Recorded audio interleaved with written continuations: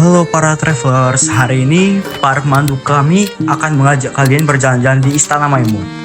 Sebelum itu, kalian harus kenalan dulu nih dengan para pemandu kami. Ini dia pemandu kalian hari ini.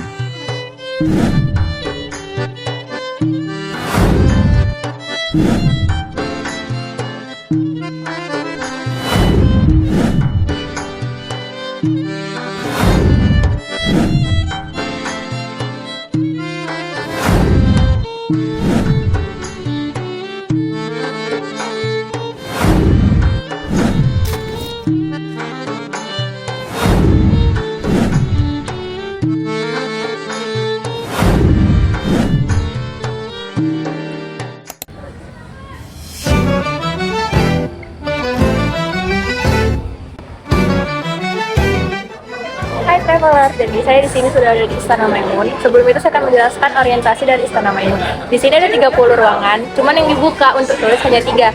Jadi mari kita telusuri. Yuk.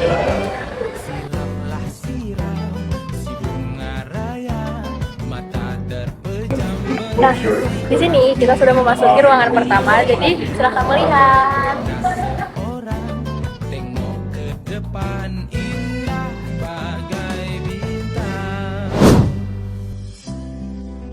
Oke traveler, saat ini kita berada di ruangan yang biasanya digunakan untuk menyambut para tamu kesultanan.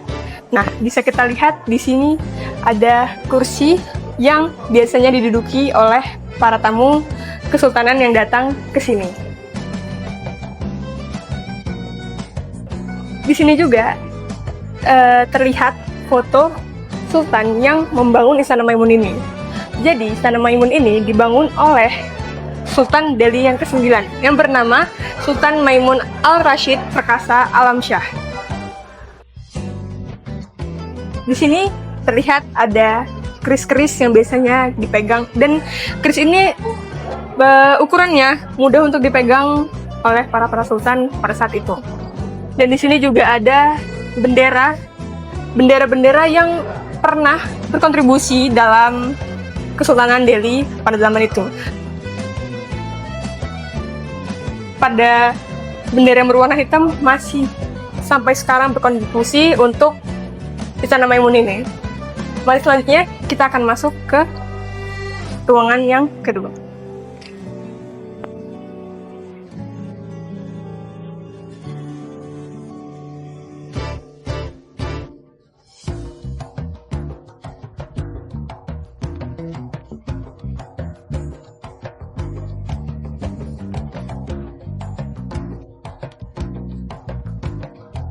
Halo traveler, saat ini kami memasuki ruang musyawarah para keluarga kesultanan.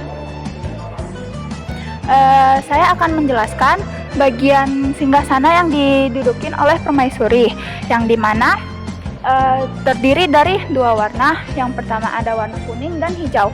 Yang warna kuning melambangkan kesejahteraan dan kemakmuran, sedangkan yang warna hijau melambangkan ketuhanan yang Maha Esa. Lalu yang kedua, kami akan menjelaskan tentang tombak, yang dimana tombak ini terdiri dari 2. Yang berwarna kuning namanya bintara. Yang kedua ada warna hitam yang namanya agam. Yang warna kuning ini terbuat dari rambut hewan, sedangkan yang berwarna hitam terbuat dari rambut musuh.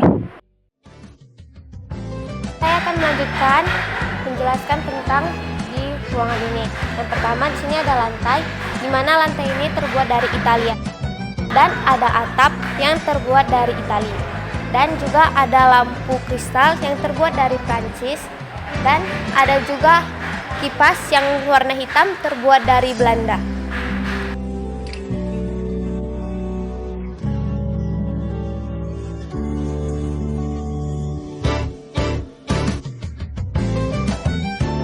Nah, traveler, di ruangan ini, ya itulah ruangan makan bagi raja dan permaisuri.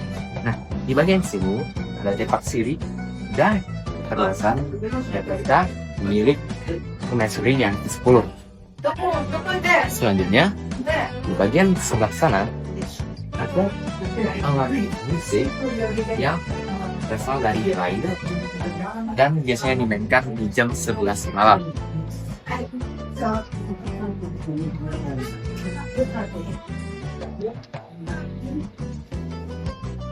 Oke, selanjutnya teman-teman, di sini ada meja rias. Di sini ada 2 buah yang dimana meja rias ini digunakan oleh permaisuri. Nah, di sebelahnya ini ada 2 buah kursi yang juga digunakan oleh permaisuri. Namun kursi ini merupakan replika. Nah, untuk di sebelah sana itu ada souvenir yang berasal dari Belanda. Nah, untuk lantainya sama seperti di ruangan sebelumnya. Lantai di ruangan terakhir ini juga berasal dari Milan.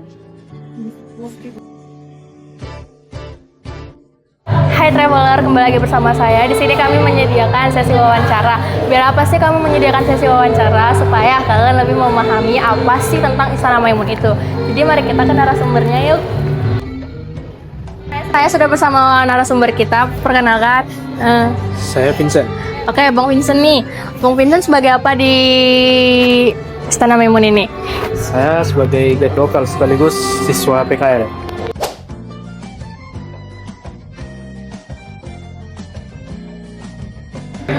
Kalau untuk itu dia yang alasan kenapa dia itu tergantung karena gaya bangunannya. Gaya bangunannya itu karena ada campuran dari budaya Melayu. Itu yang paling menonjol karena bangunan budaya Melayu.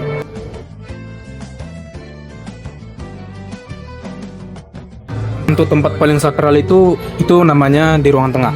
Ruangan tengah. Itu biasanya disebut ruangan Balai Rumsri. Disitulah tempat jika ingin melakukan meeting atau ada urusan sultan dengan tamu-tamu dia atau rekan-rekan kerja. Oh, jadi dia macam tempat pertemuan gitu ya, Bang? Makanya iya. disebut tempat penting atau sakral di Istana Iya. Maimun ini.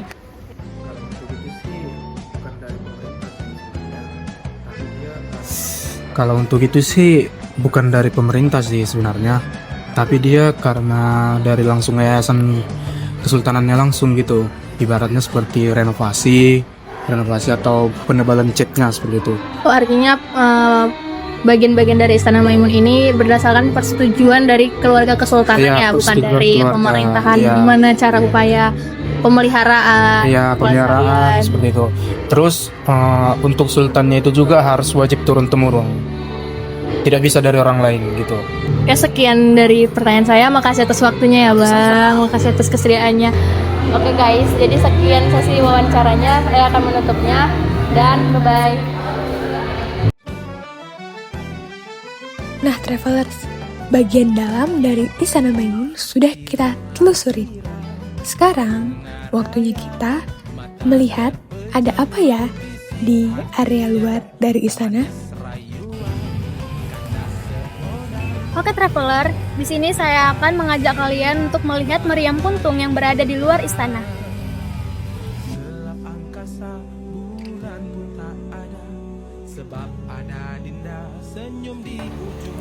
Jadi traveler, meriam puntung ini adalah saksi bisu berdirinya Kesultanan Delhi dan dulunya dipakai dalam peperangan.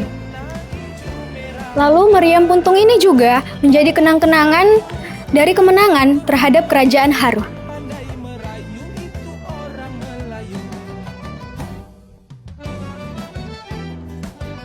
Nah teman-teman, kemarin kita sudah jalan-jalan ke Istana Maimun yang merupakan peninggalan dan masih ada sampai sekarang dari suku Melayu. Sekarang kita masuk ke review makanan yang merupakan makanan dari khas Batak Toba dan Batak Karo. Di review makanan ini kita bagi menjadi 3 sesi, dari review lapet, review mie goma, dan review ayam cipra. Langsung saja, ini dia review dari kami.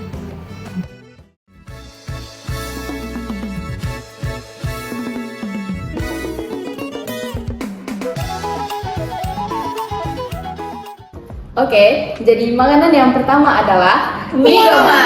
Yang dimana mie goma ini adalah salah satu makanan khas yang berasal dari suku Batak Toba. Nah, di sini saya akan menjelaskan mie gomanya ini ya. Di sini ada telur dengan lauk tambahan dan ada sayur. Sayurnya itu ada jipang dan wortel. Kemudian mie-nya ini mie kuning besar dengan bumbu atau kuah kuning. Dan gak lupa dengan ciri khasnya Batak Toba yaitu andalimannya. Oke, jadi langsung aja. Ya ampun, aneh gamuk banget. Mie goma, ya.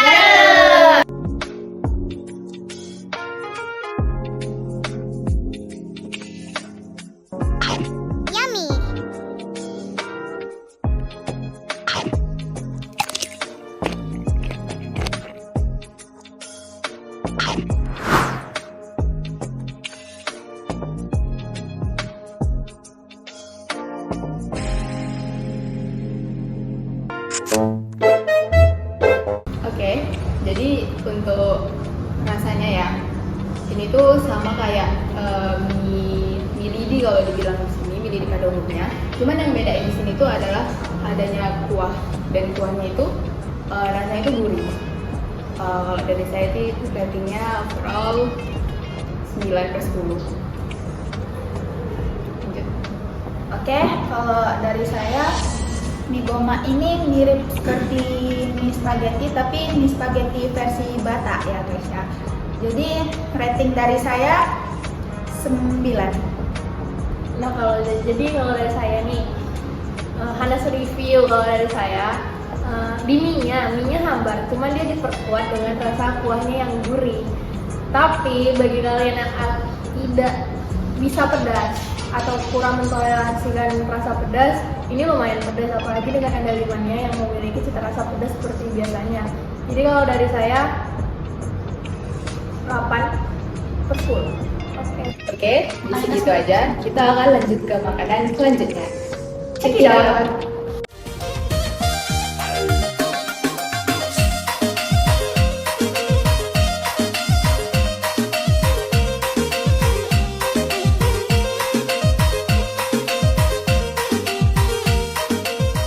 Oke, makanan kedua adalah ayam cipera dari suku Batak Karo.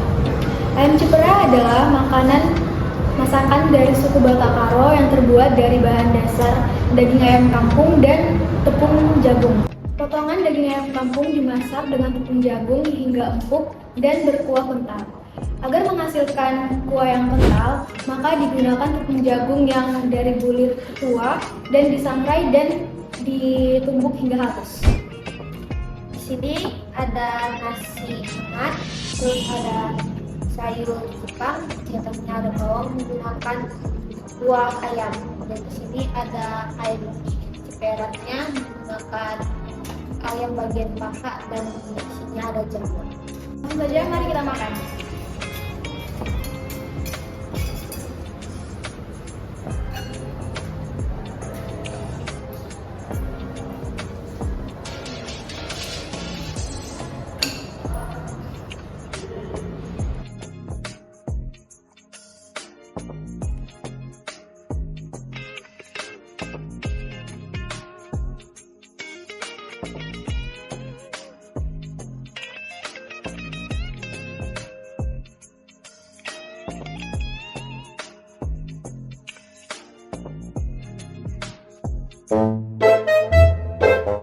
Dari saya ini makannya pedas, tapi enak. Apalagi menggunakan nasi sama sayur Jepangnya.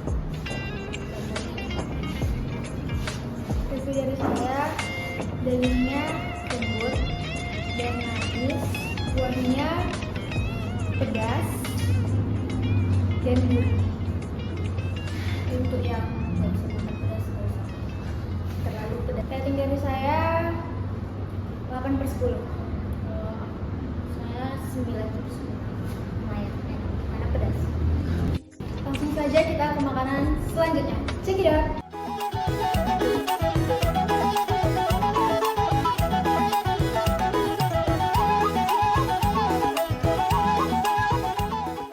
Oke teman-teman, kita masuk ke makanan yang terakhir yaitu lapen. Lapen ini merupakan salah satu makanan dari suku Batak Toba. Nah, lapen ini terbagi menjadi dua jenis. Yang pertama adalah lapen beras dan lapen pulut. Dan cara membedakan lapet beras dengan lapet pulut terbuat dari tepung ketan dan lapet beras terbuat dari tepung beras. Dan tanpa berlama-lama lagi, mari kita makan.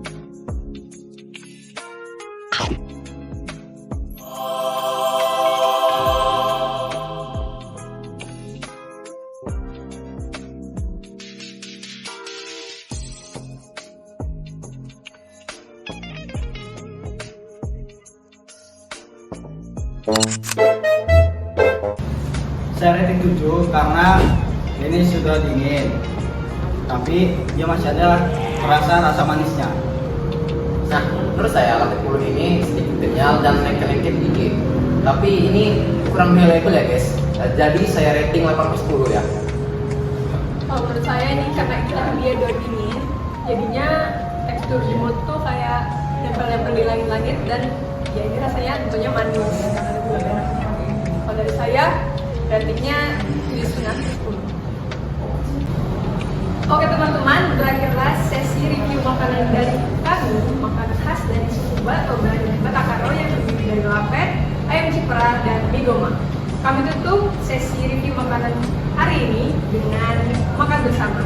Sampai jumpa di proyek selanjutnya.